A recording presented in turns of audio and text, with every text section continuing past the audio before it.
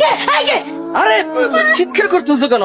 আমি আপনি তো ভালো কথা, আপনি চুল ছাড়া আমার সামনে আসবেন না, এটা আপনার আমি কই নাই। কালকে রাতের থেকে না চুলটা খুঁজে পাইতেছি না, তুমি দেখছো কোথাও? আপনার চুল আপনি কই রাখছেন আমি কেমনে করে জানো? দেখেন সকাল থেকে আমার এমনি মেজাজ খারাপ, আর চুল খুঁজতে আসছেন আপনি আমার কাছে না। তুমি রাগ করো না, মানে কালকে রাত্রে অনেকদিন পরে আমাকে ভালোবাসা একটু বেশি হয়েছিল তো, কোনটা যে কোন দিকে শুয়ে মারছি খুঁজে পাইতেছি না।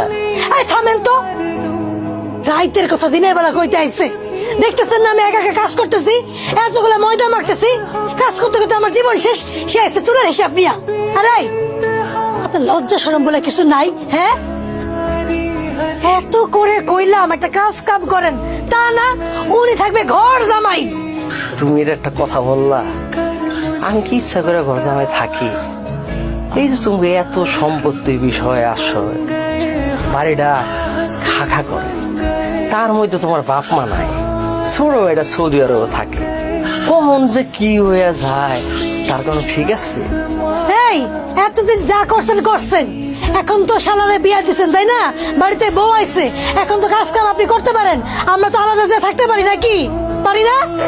ওহ, কোমরটা ব্যথা করতেছে।